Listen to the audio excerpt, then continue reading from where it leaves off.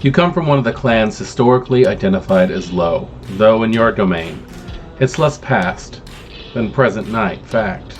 You labor under the weight of a heavy curse, heavier, you might argue, than those of high clan vampires.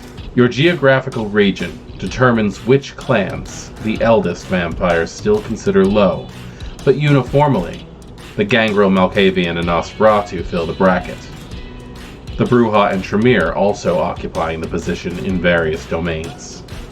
Your status as a low clan kindred marks you as less than your peers, but you're still a prominent source of rebellion in counterculture. You have access to the bottom rungs of society and all the benefits and drawbacks that come with it.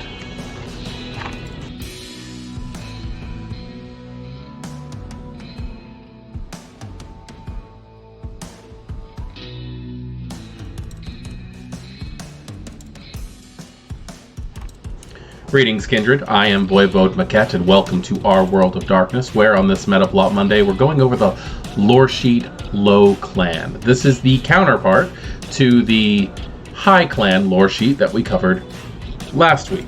Now, in this Loresheet, it says that your clan is considered one of the low members of society. And where it does give you what the typical clans are, for low clan, the Malkavians, the Gangrel, and the Nosferatu, and sometimes the Brujah and the Tremere. That is not the only ones. Imagine the probation that the Lasombra are on, or the Tzimisce, since they've left the Sabbat. They could actually be considered low clan. The city is going to depend on what the prince is, most likely also, and how the clans are going to treat you when it comes to if you happen to be a member of the same clan as the prince. This is really something that you're going to want to talk to your storyteller about to see if they've already designated what clans would be considered high and low in their game setting before you take this. Or if you're specifically wanting to play one, ask them which ones are low clans so you can work around that. I can see people wanting to build a character specifically off of this lore sheet because it's not bad at all. Now, I completely understand the concept of the Brujah being considered a low clan, especially in Camarilla domains with everything that's been going on as of late. And the Tremere also, considering the fact that they've lost a great deal of power.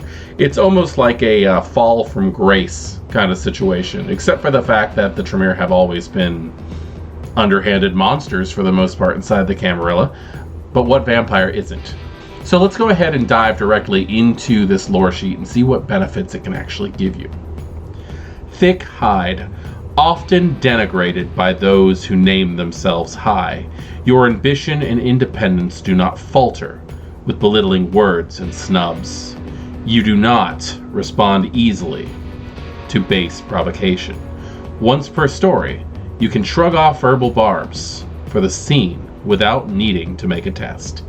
That is actually surprisingly useful for a level 1 advantage.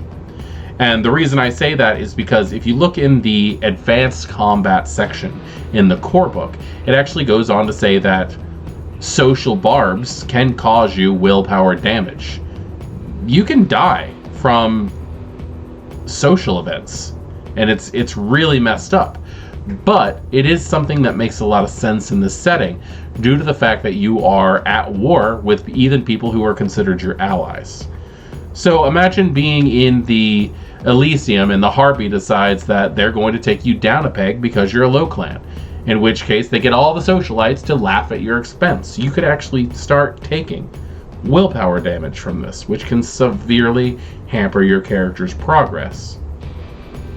This right here would allow you to walk in and just shrug it off once per story. That's very helpful. Cursed with pride.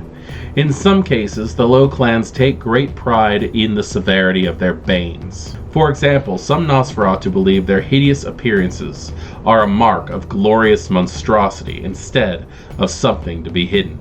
You have learned to use your clan bane as a weapon, gaining an automatic success on one roll per story when incorporating your bane into an action. The first thing that pops to my mind when I think of this is actually One of the old LARP games that I used to play in, where the Nosferatu used to take pride in how ugly they were. It was actually such a point of honor that the person who had the highest level of repugnance on their sheet was named Primogen for a little while, which was actually Pedro de Baño, now that I think about it. Peter of the Toilet. Using your clan Bane to be able to get a successful roll once per story is actually a pretty interesting concept. Depending on what your low clan is, you could be using this as a social confrontation with anybody. If you're talking about a Malkavian, possibly using Demontation, your insanity is helping you out with this. Or the Bruja is using the pent-up rage in themselves to be able to get that extra amount of damage in a physical confrontation. Same thing goes with the idea of the Gangrel, because they get animalistic traits, and those traits could very well be useful for something when it comes to that. This is really going to take some imagination, and I like that. But it is also something that needs to be used sparingly once per story. And I'm kind of interested if you can think of any reasons why a low clan could use this as a benefit. Uncanny kinship. Due to the persistent persecution from the high clans, vampires of low clans feel inclined to stick together. You often mediate between low clan disputants, and you see the merit of the underworld's kindred banding together against the hegemony of the high. You can select 3 dots from among Mala or status from other low clans in the domain. That's intriguing for social maneuvering. The fact that you have enough respect for vampires who have more experience than you are willing to help you with things, or the fact that you've done enough work with the other low clans to give yourself a bit of status in their eyes, even if it's not acknowledged by the Harpy or the rest of the court. That can come in handy when dealing with those of the low clans. Trade among equals. For all their suffering, the low clans benefited from their adversity in one key way. They taught each other their powers. This collaboration may not be true in all domains, but this old tale still holds in yours. You may select one low clan's discipline and buy dots of that discipline using experience points, as if it was an in-clan for you. That could lead to some trouble. I gotta say that, because what happens when you tick off that Nosferatu who has Protean? Or what happens when you anger that Malkavian who's learned Potence? There's some pretty interesting things that you could do here, and it also does not ring out the fact that you could buy amalgams that couple with your normal in-clan disciplines. I like the fact that it's so ingrained in the low clans now that they can actually learn as if it was part of them. They don't have to pay extra for it. That could be very helpful. It also does add a bit of individuality between the character creations. You're not just going to have the same character sheets. It helps out very much, in my opinion. Criticality, incident.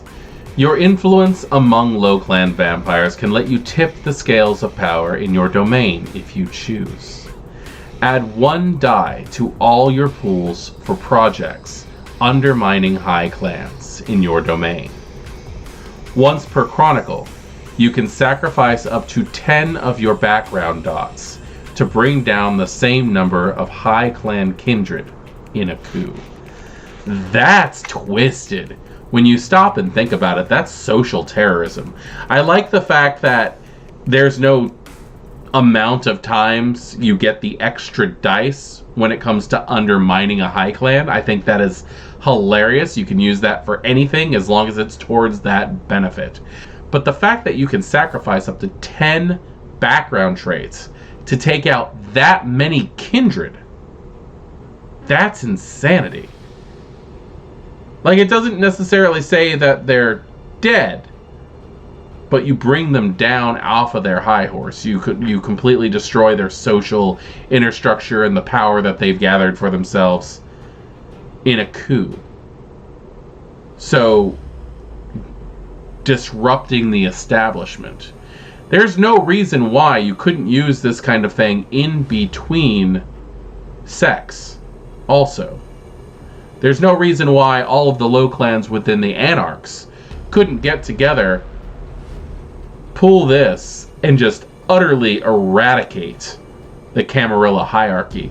Now, that being said, I really do think this is a good example of why a lot of storytellers should make sure that certain lore sheet traits should only be available for one person in your game. Because if you're playing an Anarch game and every single player comes up with this trait,